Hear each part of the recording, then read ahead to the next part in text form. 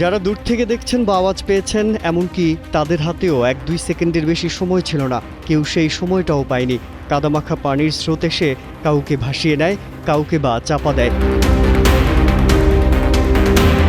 26 August সমুদ্রপৃষ্ঠ থেকে প্রায় 5200 মিটার উঁচুতে হিমবাহের এক বিশাল অংশ ভেঙে পড়ে। তারপর শুরু হয় ধ্বংসের পালা।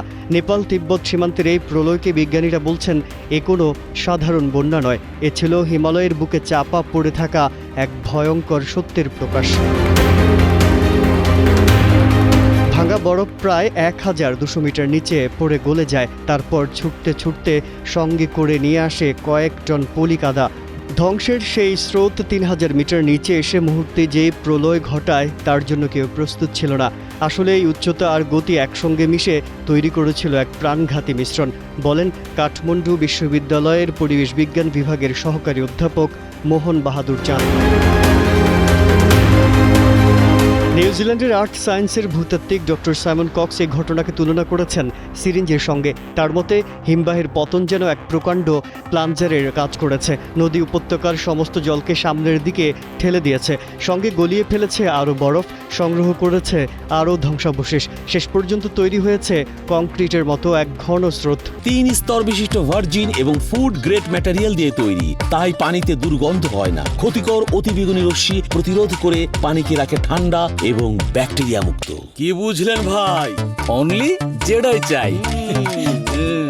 বিজ্ঞানীরা সতর্ক করে বলেছেন জলবায়ু পরিবর্তনের কারণে এই ধরনের ঘটনা বেড়ে চলেছে।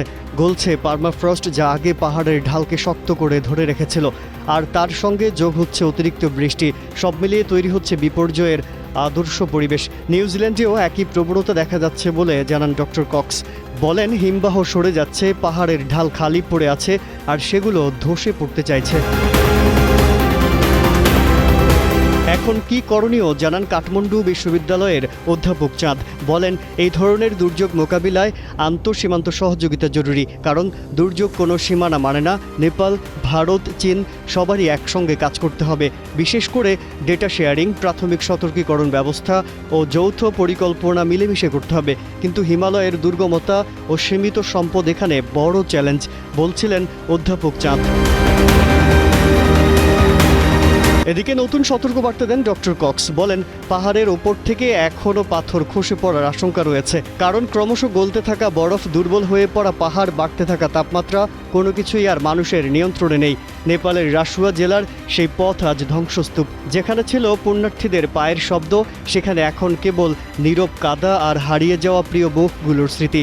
বিজ্ঞান হয়তো কারণ খুঁজে বের করবে, কিন্তু হারিয়ে যাওয়া মানুষের ফিরে আসার আর কোনো কারণ নেই। International desk, Kaler Kantho.